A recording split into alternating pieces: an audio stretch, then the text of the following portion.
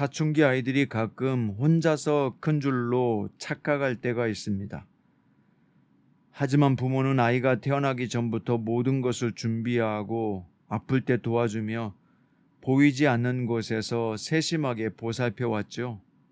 아이는 스스로 성장한 것이 아니라 부모의 사랑과 돌봄 속에서 자란 것입니다.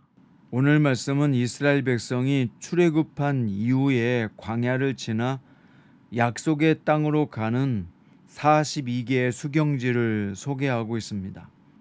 이렇게 출애굽 사건부터 시작해서 광야의 주요 정착지를 하나씩 언급하는 이유는 하나님께서 이끄신 발자취를 돌아보게 함이었습니다. 오늘 본문은 민수기 33장 1절부터 37절이고요. 그 중에서 1절부터 6절까지 읽겠습니다. 모세와 아론의 인도로 대오를 갖추어 애굽에서 떠난 이스라엘 자손들의 노정은 이러하니라. 모세가 여호와의 명령대로 그 노정을 따라 그들이 행진한 것을 기록하였으니 그들이 행진한 대로의 노정은 이러하니라. 그들이 첫째 달 15째 날에 라암셋을 떠났으니 곧 6월절 다음 날이라. 이스라엘 자손이 애굽 모든 사람의 목전에서 큰 권능으로 나왔으니 애굽인은 여호와께서 그들 중에 치신 그 모든 장자를 장사하는 때라. 여호와께서 그들의 신들에게도 벌을 주셨더라. 이스라엘 자손이 라암셋을 떠나 숫곳에 진을 치고 숫곳을 떠나 광야 끝 에담에 진을 치고. 아멘. 오늘 말씀의 제목은 광야는 낭비가 아니라 훈련의 시간이다 입니다. 먼저 1절부터 15절까지 보면 모세는 여호와의 명령대로 노정을 따라 행진한 과정을 기록하고 있는데요.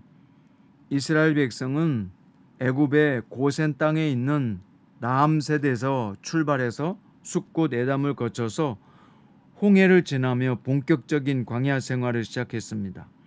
이 노정의 특징은 최단 경로가 아니었다는 것입니다. 가나안 땅을 가기 위한 최단의 경로가 아니라 하나님께서 기적으로 이끄신 은혜와 권능의 사건들의 연속이었다는 것입니다. 열재앙으로 인해서 바로가 어쩔 수 없이 이스라엘 백성을 놓아주긴 했지만 결국 다시 쫓아왔고 하나님은 홍해를 가르시며 이스라엘을 구원하시고 애굽의 최정예 부대를 수장시키셨습니다. 이스라엘 백성은 이후 광야를 지나 마라에서 쓴물을 만났지만 조금만 더 가니 엘림에서 12샘물과 70그루의 종려나무를 발견하는 엄청난 오아시스 도시를 발견하게 되기도 합니다. 이들은 신광야에 이르러서 만나와 메추라기를 주신 하나님을 체험하게 됐고요. 그들이 고생 끝에 드디어 신광야에서 르비딤을 지나 시내산에 도착하게 됩니다. 시내산은 뭐죠? 하나님의 율법을 받은 곳으로 이스라엘 백성이 하나님의 백성으로서 정체성을 확립하는 중요한 장소였습니다. 그런데 무섭게도 이곳에서 금송아지를 만들고 하나님을 배반하는 죄를 짓기도 한 곳이 됐습니다. 하늘 백성다운 삶의 법도를 받은 곳에서 하늘 백성이 하지 말아야 될 최악의 죄를 저질렀다는 것입니다. 그들은 시내산을 떠나서 여러 광야를 지나면서 가데스 바네아에 이르게 되고요. 가데스 바네아 역시 여정 가운데서 매우 중요한 장소인데 가나안 땅을 탐지하기 위해서 12정탐꾼을 보낸 곳입니다. 그러나 10명의 정탐꾼들의 불신앙적인 보고를 듣고 온 백성들이 애굽을 떠나온 것을 후회하고 다시 돌아가자고 항거했던 정말로 하나님의 가슴을 찢어놓았던 사건이 일어나기도 한 것입니다.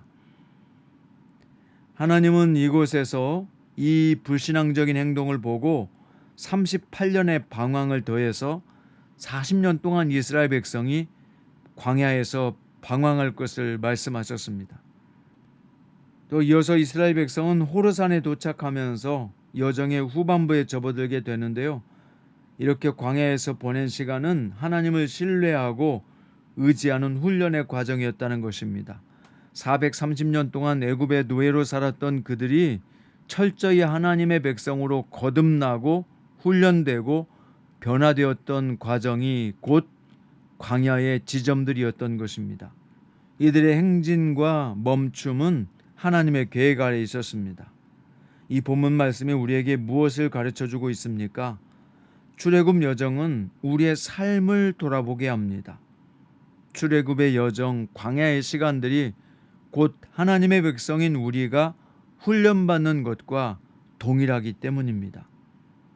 하나님께서 이스라엘 백성들을 지금까지 하나님의 은혜와 권능으로 인도하신 것처럼 우리 인생 여정 속에도 세밀하게 개입하시고 인도하셔서 깨닫게 하시고 바른 길 가게 하시는 하나님의 놀라운 역사가 있었기 때문에 우리가 지금까지 여기에 이르게 된 줄로 믿습니다. 우리의 삶에도 광야 같은 시간들이 있습니다. 뜻대로 되지 않고요.